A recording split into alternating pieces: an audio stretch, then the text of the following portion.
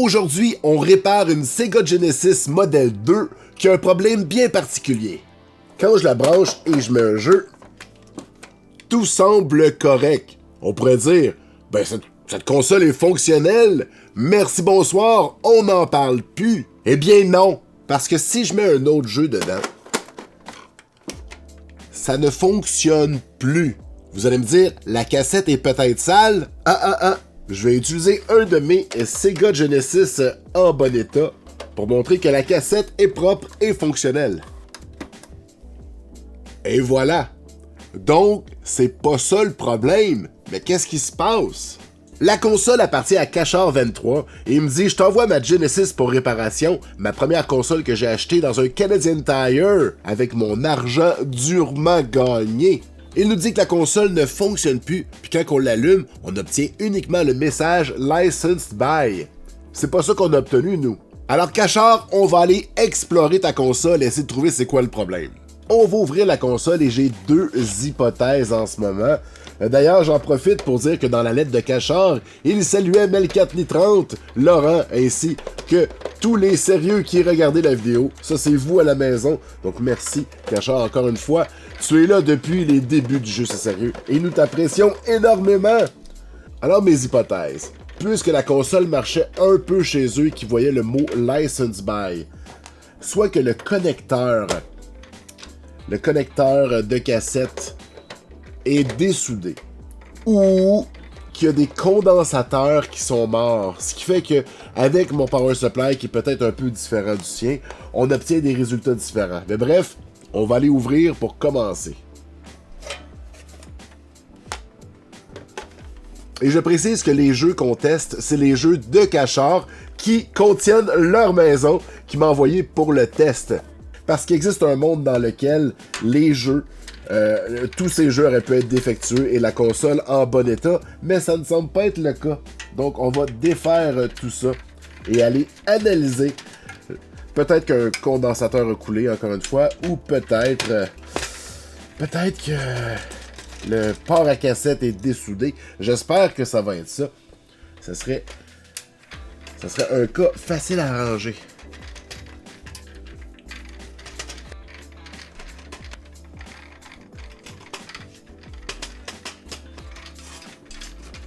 Bon, on enlève le bouclier et on va regarder qu'est-ce qui se passe ici. Et là, je veux vraiment la sauver en changeant le moins de pièces possible parce que c'est une Genesis sentimentale avec une histoire. Si on regarde autour des condensateurs, on cherche quelque chose qui a coulé. Pour le moment, ça semble bon. Les condensateurs semblent en bon état. Il n'y en a pas qui sont gonflés. Donc, ça a l'air beau ici aussi. On va toutes les regarder. On cherche du liquide. Là, ici, on voit qu'autour du connecteur, il y a peut-être des débris ici à voir. On va aller voir en dessous. Le connecteur, c'est surtout en dessous qui nous intéresse. On voit aussi peut-être un peu de saleté qui s'est incrusté par en dessous. Mais les condensateurs semblent beaux. J'en vois pas. La switch ici est un peu sale, et puis j'avais de la misère avec le bouton Power. On va en profiter pour le nettoyer, pour que ça soit plus smooth. Et si je m'en viens ici vers le bouton Reset, ici aussi, il y a des débris. On va nettoyer tout ça. Celui-là ici a l'air d'avoir souffert. Il est peut-être encore correct. À suivre, les amis.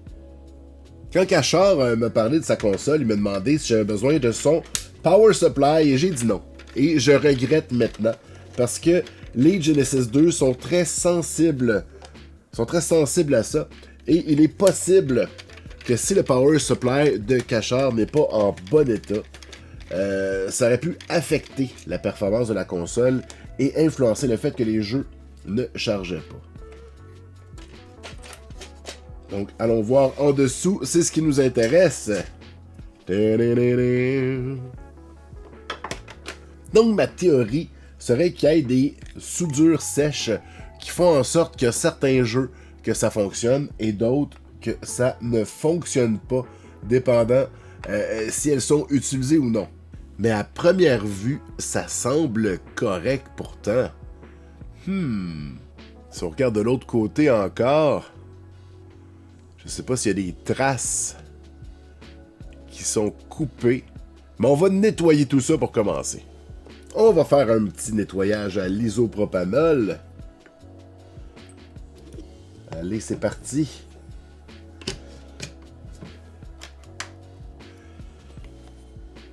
Et je profite de ce moment zen de nettoyage à la brosse à dents pour vous rappeler de vous abonner. Mon rêve, c'est qu'on ait tellement d'abonnés à la chaîne que je puisse avoir plein de revenus et réparer vos consoles gratuitement. Pour le moment, contactez-moi en privé si vous avez une console brisée. Il est possible que je dise oui pour la réparer. On continue notre gros nettoyage avec des cotons-tiges. On veut s'assurer qu'il n'y ait pas un débris qui créerait un court-circuit, un short en anglais.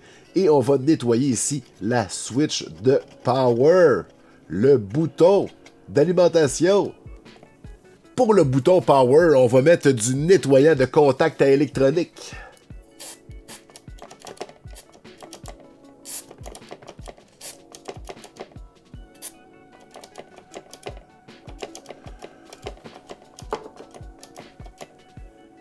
Bon, y a rien de pire qu'un piton qui colle, puis là, ça devrait aller.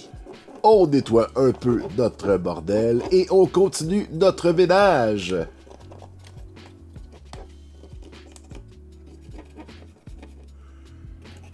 Ça, c'est mon toc. J'aime ça nettoyer les puces carrées, même si sur le dessus de celle-ci, ça change absolument rien. Encore un peu d'amour autour du port à cassette, qui est notre principal suspect, hein, puisque la console fonctionne avec certains jeux et qu'elle fonctionne pas avec d'autres, il est très possible qu'il y ait un court-circuit sur une des pins. On fait aussi l'autre côté. Brosse, brosse, brosse, me brosse la carte PCB.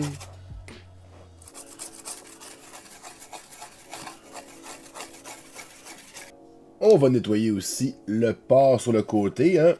D'un coup qu'on veut ajouter un Sega CD, c'est important.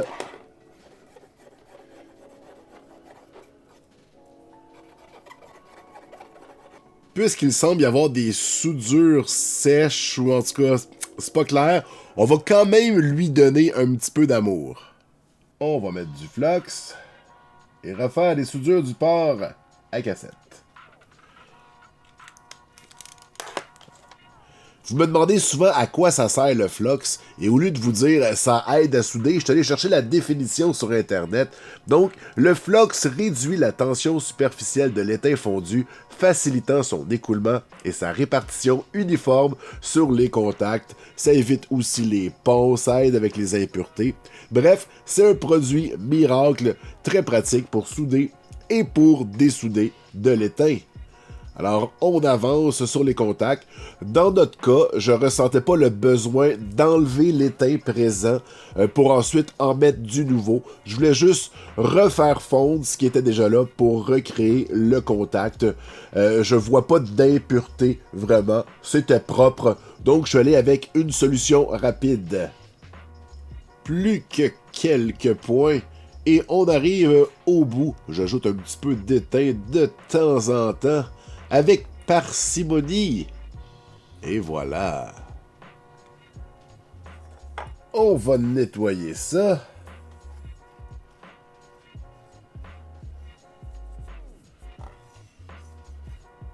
Ça a l'air bien beau tout ça.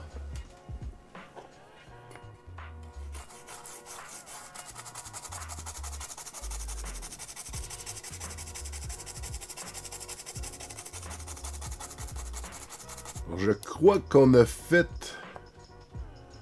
du beau travail. Et là, on va aller voir si c'est suffisant. Un nettoyage plus un petit soudage du port à cassette pour s'assurer que tout connecte comme il faut. On va retester avec le jeu qui fonctionnait à prime abord. Tout est beau. Maintenant, on va essayer le jeu qui ne fonctionnait pas.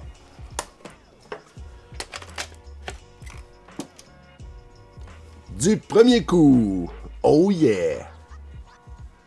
On va attendre un peu. Prochain écran.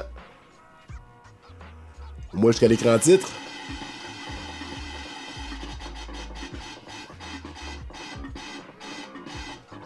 Oh non, il n'y a plus de gaz!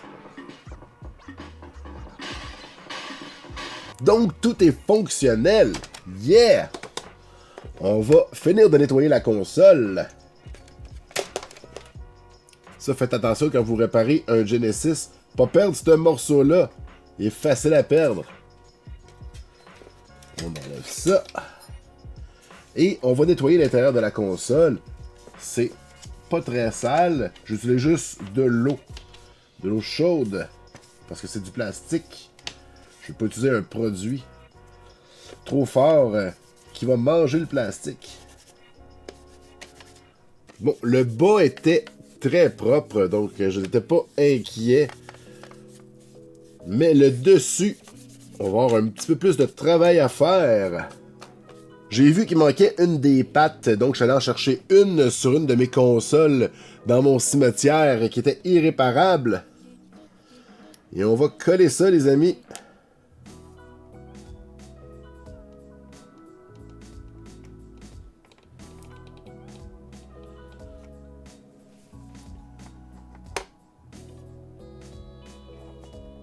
Hein?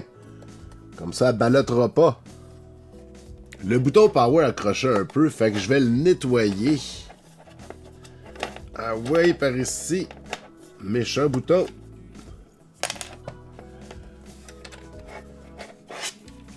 On va enlever le reset aussi.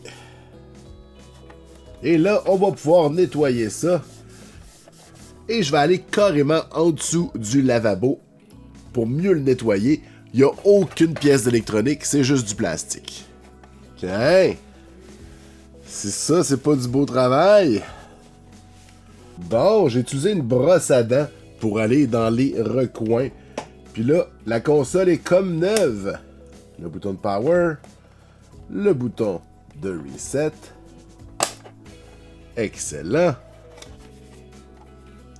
On peut remonter le tout.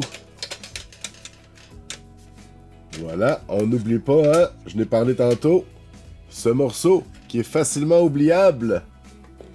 On met la carte mère.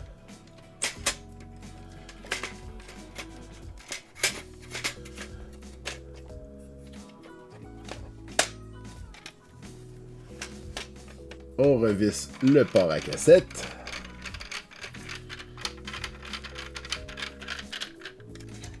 On remet le shield. Et on a plein de vis à gérer.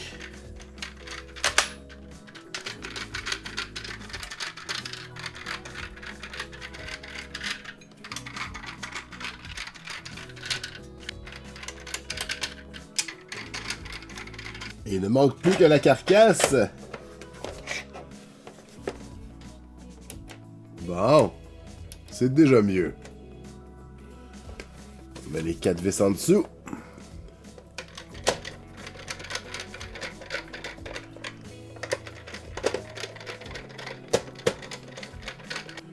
Et voilà, un Sega Genesis Model 2, comme neuf. On va le retester une dernière fois, d'un coup qu'on ait brisé quelque chose pendant le remontage. Et le jeu qui ne fonctionnait pas au début. Du premier coup, même pas besoin de jouer avec la cassette. Et on réussit. Ce Genesis est bon pour toujours.